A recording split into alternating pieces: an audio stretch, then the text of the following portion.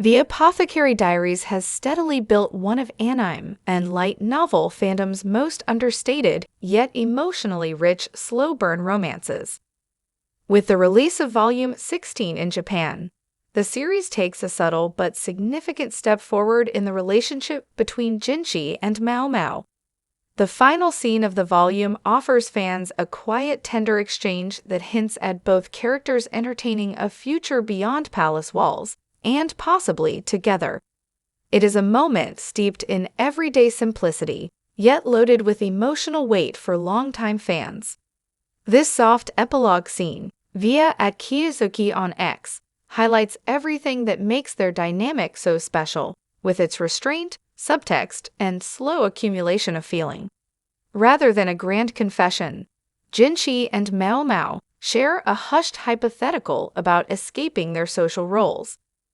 It is not a declaration, but a test that Maomao initiates and Jinshi does not reject. With her suggesting life as commoners and his open-ended response, the conversation cleverly skirts fantasy and desire, all while grounding their affection in a bowl of shared food. The Jinshi x Maomao dynamic thrives on what is left unsaid. In Volume 16's final exchange, Maomao floats the idea of Jinshi abandoning his status, which is a surprisingly bold move from someone typically so guarded. Jinshi's reply, tentative yet sincere, leaves the door cracked open for possibility. He is not laughing it off or brushing her aside. Instead, his quiet "that sounds appealing" carries the weight of long-held exhaustion and personal longing. For a man shouldering palace politics and hidden identities, the notion of freedom with Maomao seems less like a joke and more like a wish. Even more telling is how Maomao transitions the conversation back to something as mundane as eating. Asking Jinshi to stop staring and just eat might seem like a deflection, but it is classic Maomao, who has always been pragmatic, a little awkward, but deeply aware of emotional undercurrents. Her request serves as a gentle boundary, but also a sign that she is not indifferent.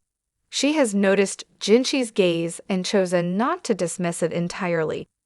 It is a quiet intimacy built from shared space, not grand gestures, and one that feels truer to who they both are. What sets this scene apart is not just what is said, but how it is framed. This is not a dramatic palace confession. It is a domestic slice-of-life moment, rich with subtext and potential.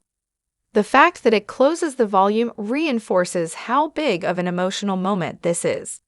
Readers are left not with answers, but with the thrilling tension of what if.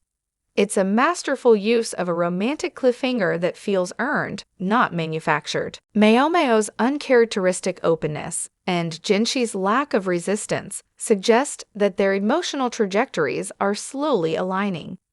In many ways, this is the Apothecary Diaries at its best, refusing to rush, yet offering just enough emotional payoff to keep hearts fluttering. Volume 16's ending does not radically shift the relationship, but it subtly repositions it. These are two people learning, little by little, how to meet each other in the middle.